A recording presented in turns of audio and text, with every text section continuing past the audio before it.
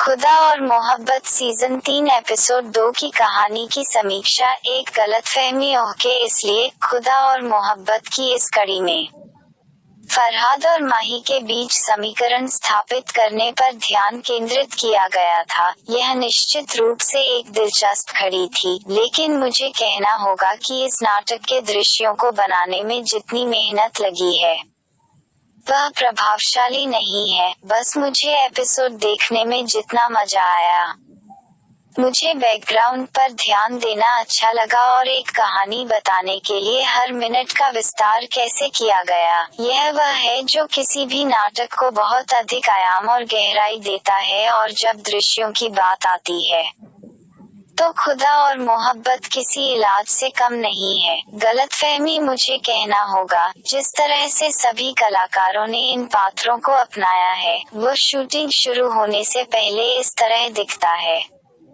वे सभी अपना होमवर्क करने लगे और इन पात्रों को उनके साथ न्याय करने के लिए मना किया। अब तक के प्रत्येक अभिनेता को यह दिखता है कि यह चरित्र उनके लिए लिखा गया था और यह निश्चित रूप से नाटक देखने के अनुभव के लिए बहुत अधिक जोड़ता है। मुझे वास्तव में पसंद है कि कैसे फरहाद के घर को डिजाइन किया गया है।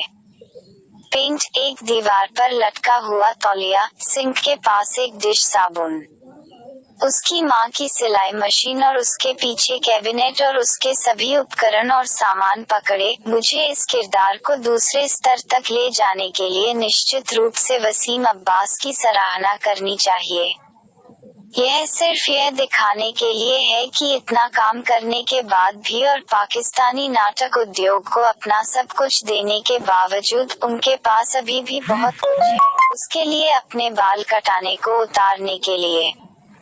यह जानते हुए कि यह लुक एक चरित्र के गतिशील के अनुरूप होगा जो वह निभा रहा है, कलाकार के स्तर के बारे में बहुत कुछ कहता है। इस एपिसोड को देखने के दौरान वसीम अब्बास के उन कुछ दृश्यों ने मुझे अवाक छोड़ दिया, क्योंकि मुझे उनके द्वारा दिखाए गए वचन और साथ ही वह जिस तरह से अभिनय कर रहे हैं उससे बिल्कुल प्यार था।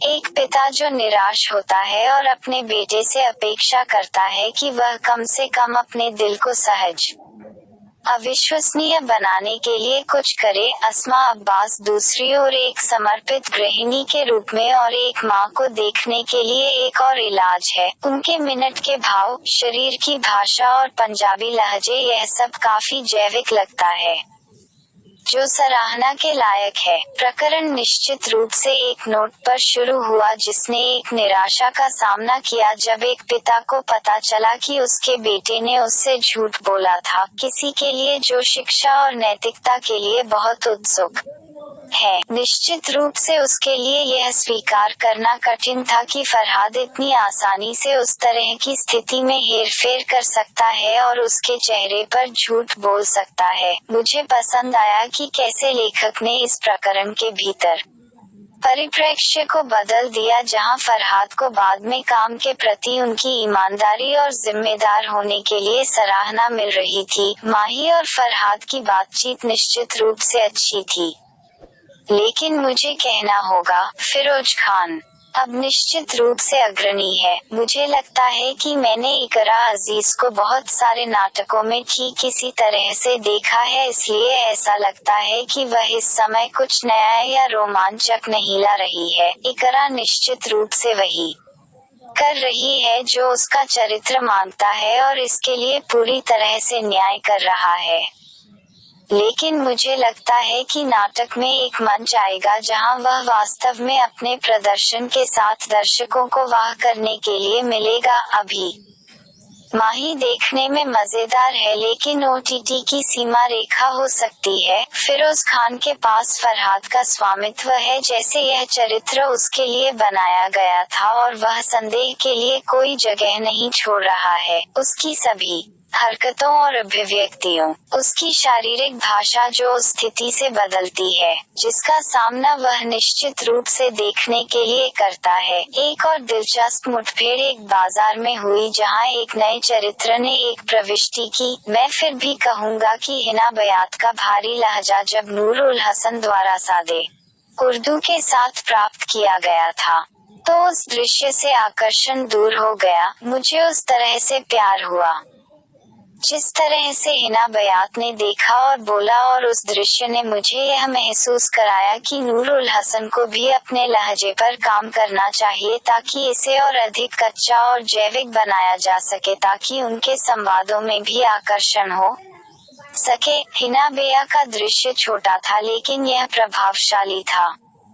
वह निश्चित रूप से एक दिलचस्प चरित्र होने जा रहा है। खुदा और मोहब्बत के इस एपिसोड ने फरहाद और माही के बीच संबंध स्थापित किया। जो कुछ भी हुआ वह कुछ अनोखा या नया नहीं था, लेकिन दोनों को स्क्रीन साझा करना और बस एक दूसरे के आसपास रहना अच्छा लगा। मुझे लगता है कि हमें यहाँ और वहाँ के कुछ दृश्यों में इकरा अजीज के उतार चढ़ाव वाले हेयर स्टाइल से निपटना होगा। इसके अलावा रिदा की मेहंदी के बारे में बातचीत हुई थी, लेकिन जिस दृश्य में उसने फोन पर अपने मंगेतर से बात की थी, मेहंदी गायब थी या शायद वह दूर हो गई थी, क्योंकि बाद में यह बताया गया था कि मेहंदी समारोह 3 दिनों में था। इन मिनटों के मुद्दों को अभिनेताओं द्वारा कम से कम लेकिन पूरे उन दृश्यों में संभाला जाना चाहिए जहां यह वास्तव में मायने रखता है। नाटक की दृश्य अपील पर विस्तार से बहुत ध्यान दिया गया है। ध्वनि की दिशा, यह निश्चित रूप से खुदा और मोहब्बत का एक सुखद एपिसोड था और मुझे इसे देखने का बहुत अच्छा समय मिला। जो बात इसे और दिलचस्प बनाती है वह यह है कि अभी भी बहुत सारे किरदार हैं जो पेश किए जाने वाले हैं। यह निश्चित रूप से एक लंबी यात्रा होने जा रही है, लेकिन देखने लायक होगी। इस नाटक का निर्देशन और निर्माण मूल्य ध्वनि है। सभी कलाकार अपने तत्व में सही हैं और इसे बिल्कुल वास्तविक रखकर अपने प्रदर्शन को दूसरे स्तर पर ले गए हैं। इकरा अजीज, मुझे कहना होगा कि इस नाटक में तेजस्वी और पूरे एपिसोड में उनका मेकअप और कपड़े कमाल के थे। फिरोज खान इस एपिसोड के स्टार भी थे, लेकिन वसीम अब्बास केक लेते हैं। हिना बयात, सुनीता मार्शल, असमा अब्बास, नूरुल हसन और सभी सहायक कलाकार भी इस नाटक को देखने के लिए एक योगदान दे रहे हैं। खुदा और मोहब्बत के इस एपिसोड के बारे में अपने विचार साझा करें।